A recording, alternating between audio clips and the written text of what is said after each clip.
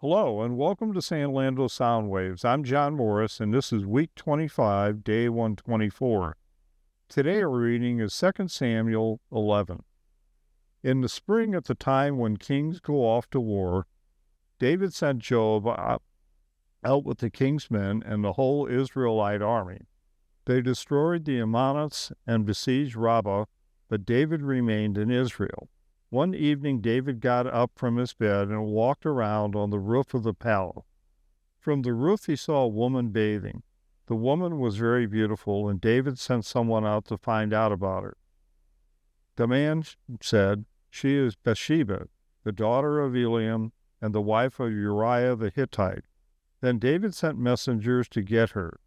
She came to him, and he slept with her. Now she was purifying herself from her monthly uncleanliness. Then she went back home. The woman conceived and sent word to David, saying, "I am pregnant." So David sent his word to Joab, "Send me Uriah the Hittite," and Joab sent him to David. When Uriah came to him, David asked him how Joab was, and how the soldiers were, and how the war was going. Then David said to Uriah, "Go down to your house and wash your feet." So Uriah left the palace, and a gift from the king was sent after him. But Uriah slept at the entrance to the palace with all his master's servants, and did not go down to his house. David was told Uriah did not go home. So he asked Uriah, "Haven't you just come from a military campaign? Why didn't you go home?"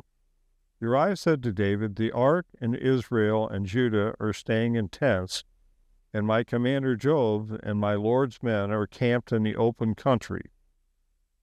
How could I go to my house to eat and drink and make love to my wife?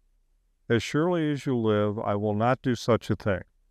Then David said to him, "Stay here one more day, and tomorrow I will send you back." So Uriah remained in Jerusalem that day and the next. At David's invitation, he ate and drank with him, and David made him drunk. But in the evening, Uriah went out to sleep on his mat among his master's servants. He did not go home. In the morning, David wrote a letter to Joab and sent it with Uriah. In it he wrote, "Put Uriah out in front where the fighting is fiercest.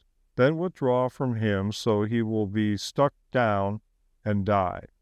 So while Joab had the city under siege, he put Uriah at a place where he knew the strongest defenders were. When the men of the city came out and fought against Joab, some of the men in David's army fell. Moreover, Uriah the Hittite died. Joab sent David a full account of the battle. He instructed the messenger, "When you have finished giving the king this account of the battle, the king's anger may flare up, and he may ask you, 'Why did you get so close to the city to fight? Didn't you know they would shoot arrows from the wall? Who killed Abimelech, son of Jerub-Bathsheba?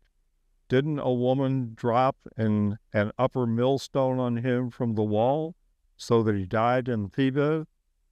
Why did you get so close to the wall?' If he asked you this, then say to him, 'Moreover, your servant Uriah the Hittite is dead.'" The messenger set out, and when he arrived, he told David everything. Joab had sent him to say, "The messenger said to David, 'The men overpowered us and came out against us in the open, but we drove them back to the entrance of the city gate. Then the archers shot arrows at your servants from the wall, and some of the king's men died. Moreover, your servant Uriah the Hittite is dead.'" David told the messenger, "Say this to Joab, 'Don't let this upset you.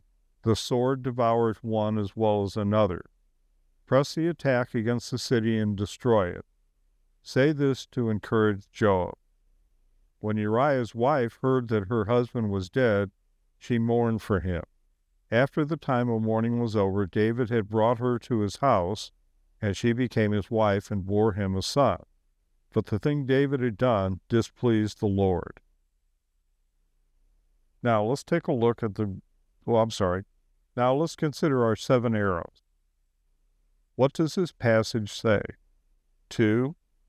What did this passage mean to its original audience? 3. what does this passage tell us about God? 4, what does this passage tell us about people?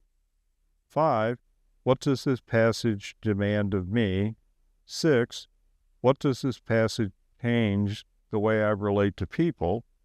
And 7, what does this passage prompt me to pray to God?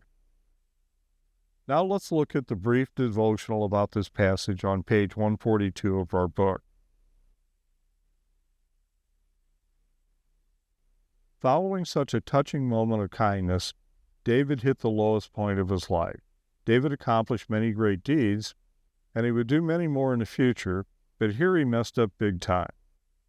We're left to guess at the motive behind David's actions. Maybe he was just caught in a moment of laziness and gave in to his human desires. Maybe he had been thinking about committing this act for some time. Maybe he let the power of being king get to his head and thought that he could get away with whatever he wanted. The sin that infested his heart came to the surface in a series of tragic choices. These were not mere mistakes. They were downright evil, and only David was to blame. The story of his sinful encounter with Bathsheba and the murder of her husband reminds us that all people are capable of great evil. We must constantly be on guard about Satan's attacks and never think that we are above making foolish decisions that could change our lives forever. Thanks for joining us today, and I hope to see you tomorrow.